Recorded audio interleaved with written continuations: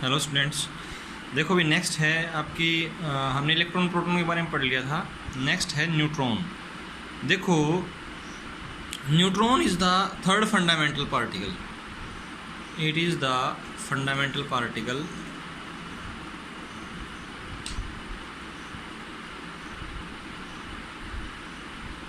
Having no charge. इसके ऊपर कोई चार्ज नहीं होता, ठीक है, but have a mass nearly equal to proton and hydrogen atom.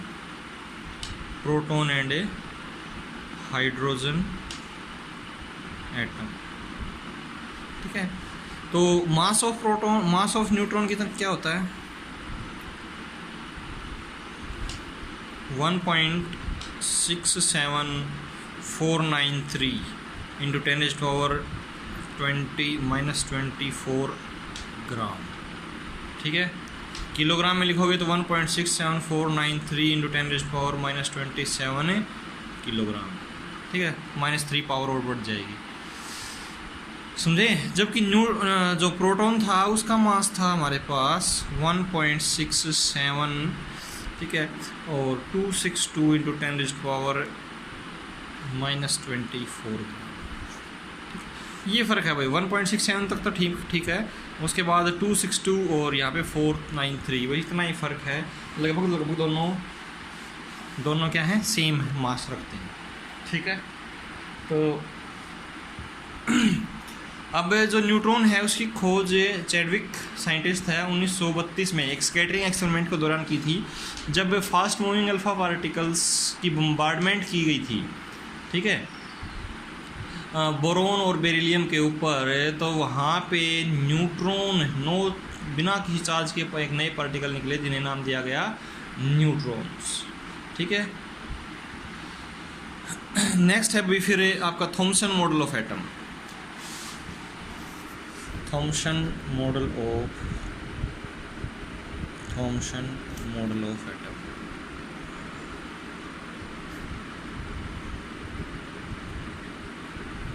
Thompson model क्या कहता है भाई कि थॉमसन ने एक मॉडल दिया कि इलेक्ट्रॉन, प्रोटॉन और न्यूट्रॉन खोजने के बाद उसने मॉडल दिया एटम का कि एटम का स्ट्रक्चर कैसा हो सकता है। It is like a watermelon, ठीक है, in which all space acquires by positive charge, like red part जो होता है तरबूज का, ठीक है, लाल जो गिरी होती है अंदर की, वो तो हो जाए सारा का सारा पॉजिटिव चार्ज, और इलेक्ट्रॉन्स हैं वो बीज की तरह उसके अंदर इलेक्ट्रॉन्स भरे हों, ठीक है। All the red part of watermelon have positive charge and the electrons are filled like seeds in a watermelon, ठीक है। तो ये थॉमसन ने मॉडल दिया था, बट ये मॉडल है वो सक्सेसफुल नहीं हुआ। ये शुरुआत में ही इसको रिजेक्ट कर दिया गया, ठीक है, क्योंकि कई सारे क्वेश्चंस के ये आंसर नहीं दे पाया, ठीक है। सबसे बड़ी जो ड्रॉबैक थी, लिमिटेशंस थी, it does not explain, limitation में लिख देता हूँ, it does not explain overall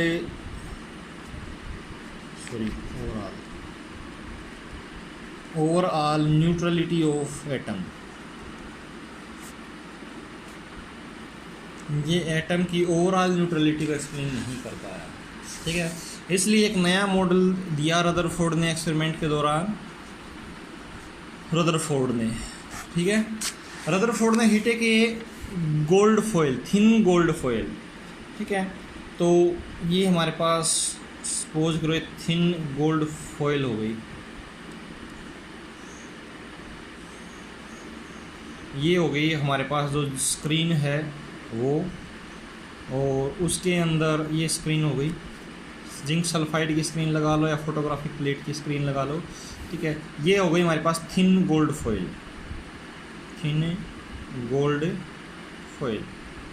ठीक है। यहाँ पे जब उसने अल्फ़ा पार्टिकल्स की बम्बार्डमेंट की इसके ऊपर, ब्लॉक ऑफ लेड और रेडियम।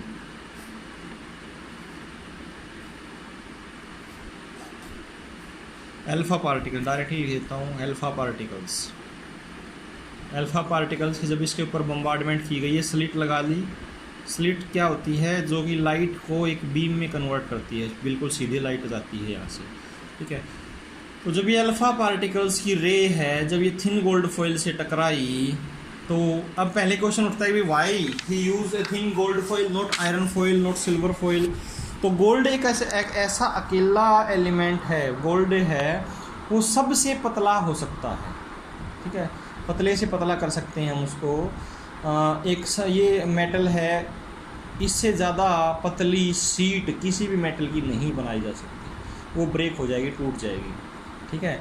इसलिए सबसे पतली फॉइल है वो गोल्ड की होती है। गोल्ड, ये आप इसका अंदाज़ा इसी चीज़ से लगा सकते हो कि अगर हम 1 ग्राम गोल्ड लें और उस 1 ग्राम से हम 2 किलोमीटर लंबी वायर बना सकते हैं, लगभग 2 किलोमीटर लंबी वायर बना सकते हैं।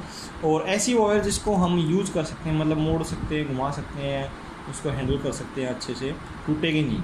जबकि अगर आयरन से, अगर हम 500 मीटर 1 ग्राम आयरन से अगर हम 10 मीटर लंबी वायर बना दें तो वो भी तभी ब्रेक हो जाएगी बिल्कुल, ठीक है। तो गोल्ड है वो बहुत ज़्यादा फ्लेक्सिबल होता है, बहुत most malleable and most ductile metal होती है गोल्ड। इसलिए ये थिन गोल्ड फॉइल ली ताकि पतली से पतली ये परत ली जा सके गोल्ड की, ठीक है। हमें तो एटम्स को, रदरफोर्ड ने तो एटम्स को डिस्कवर करना था, एटम्स के बारे में स्टडी करनी थी, तो पतली से पतली लेयर में कम से कम एटम होंगे, इसलिए उसने ऐसी मेटल चूज़ की जो सबसे पतली हो सके, ठीक है। तो उसने एक्सपेरिमेंट के दौरान क्या क्या सर्च किया, उसने जो ऑब्जर्वेशंस थी वो क्या थी, जब अल्फा पार्टिकल्स पड़े तो most of alpha particles are going straight, ठीक है। ज़्यादातर अल्फा पार्टिकल क्या थे, पहला पॉइंट ऑब्जर्वेशन, क्या क्या ऑब्जर्व किया उसने, ऑब्जर्वेशंस। पहला point, most of alpha particles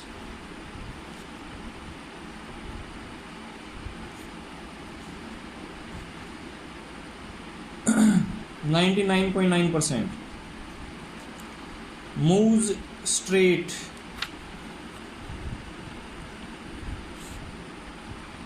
after moves straight on passing the gold foil। Gold foil को पास करते हुए ज़्यादातर अल्फा पार्टिकल हैं वो स्ट्रेट चले गए बिना किसी डिफ्लेक्शन के, ठीक है, विदाउट एनी डिफ्लेक्शन। लिख देता हूँ, विदाउट एनी डिफ्लेक्शन,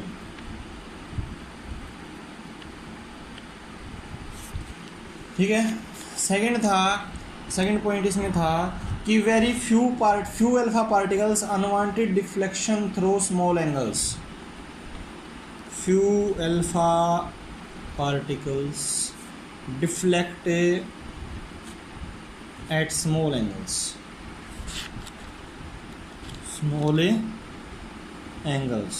कुछ एक अल्फा पार्टिकल्स, बहुत कम अल्फा पार्टिकल स्मॉल एंगल पे डिफ्लेक्ट हो गए, ठीक है। और नेक्स्ट है भाई very few, third point, very few मतलब कि लगभग 20,000 में से एक पार्टिकल, ठीक है, वर डिफ्लेक्टेड बैक।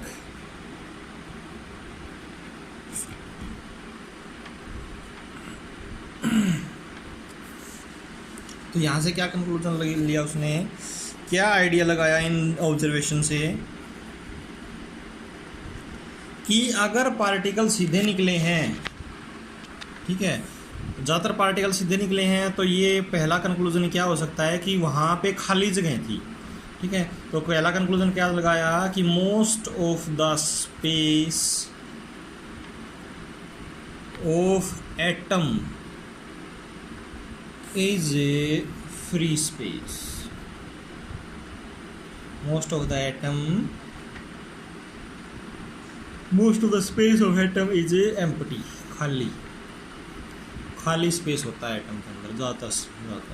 सेकेंड, कुछ एक पार्टिकल स्मॉल एंगल पे डिफ्लेक्ट हुए। अब डिफ्लेक्ट कब होता है, देखो एक मैग्नेट रखी है हमारे यहाँ पे, हम उसके पास कोई मैग्नेट लेके जाते हैं, अगर सेम पोल होंगे तो वो मैग्नेट थोड़ी सी क्या हो जाएगी, जब हम उसके पास से निकालेंगे तो हमें डिफ्लेक्शन फोर्स लगेगा और हमारा तो थोड़ा सा डिफ्लेक्शन होगी उस मैग्नेट के अंदर। तो इसका मतलब क्या तो था, अल्फा पार्टिकल के ऊपर पॉजिटिव चार्ज होता है, तो वहाँ पे कोई ना कोई पॉजिटिव चार्ज भी था जिसके कारण अल्फा पार्टिकल डिफ्लेक्ट हुए। तो there will be a positive charge, a positive charge in the atom due to which particles deflect at small angle, deflect at a small angle, ठीक है, थर्ड वन। फिर यहाँ से उसने आइडिया लगाया कि एक चीज़ और उसने ऑब्जर्व की कि जो अल्फ़ा पार्टिकल डिफ्लेक्टेड हुए थे वापस आए थे, इसका मतलब है कि वहाँ पे कोई हैवी मास भी है जिससे टकरा के और वापस आ गए, ठीक है। तो there will be a heavy mass, there will be a heavy mass, heavy mass present in atom, present in a atom due to which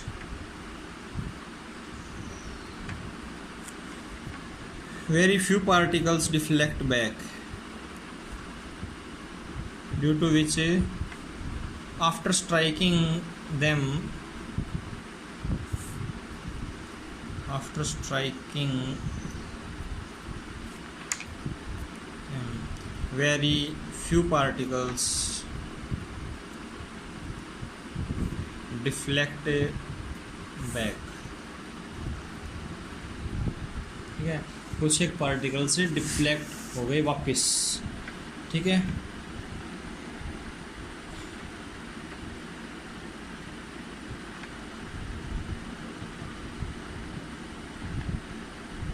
अब देखो कुछ बहुत कम पार्टिकल डिफ्लेक्ट हुए, इसका मतलब है कि जो हैवी मास है, ठीक है, वो बहुत कम स्पेस एक्वायर करता है एटम का, ठीक है। ये पॉइंट भी हम यहाँ पे कैलकुलेशन में कर सकते हैं, कंक्लूजन में कर सकते हैं कि the heavy mass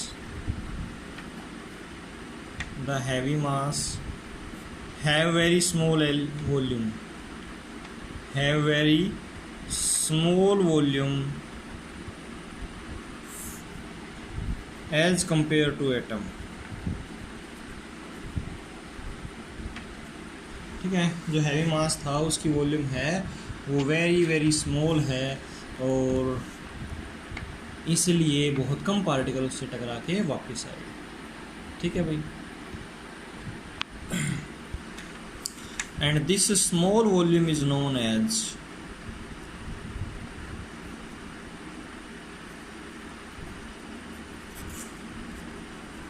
the small heavy mass present in an atom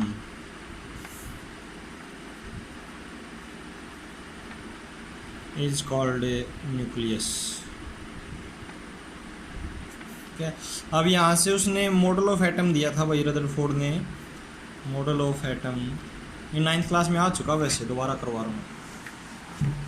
क्या मॉडल दिया कि ए heavy mass present in the nucleus of A heavy mass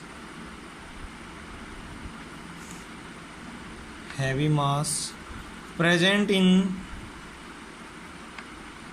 the center of atom, a heavy mass present in the center of atom called nucleus.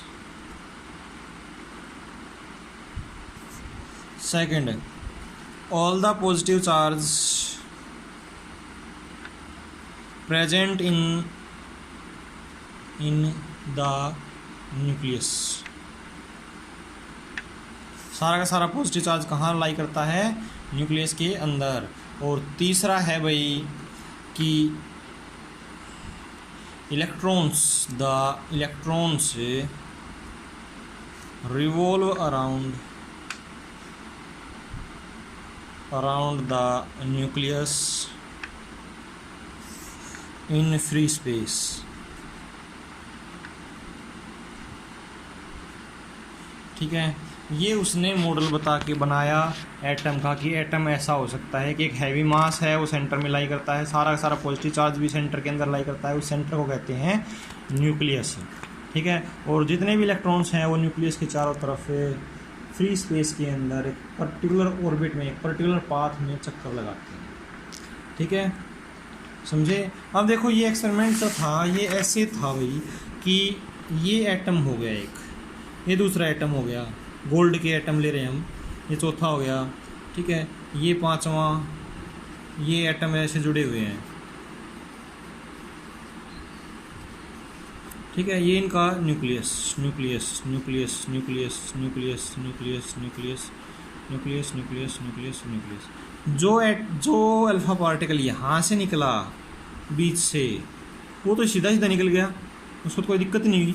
लेकिन जो nucleus से आके टकराया वो वापस हो लिया।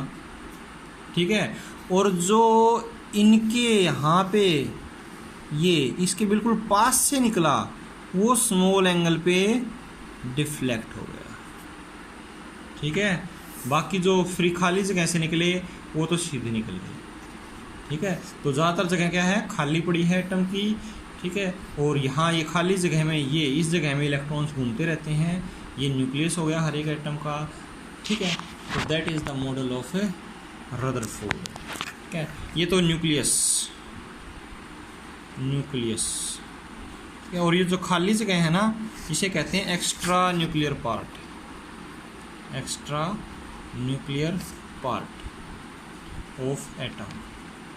ठीक है, the space around the nucleus in which electron revolves is called extra nuclear part. The space around the nucleus in which electron revolves is called a extra nuclear part।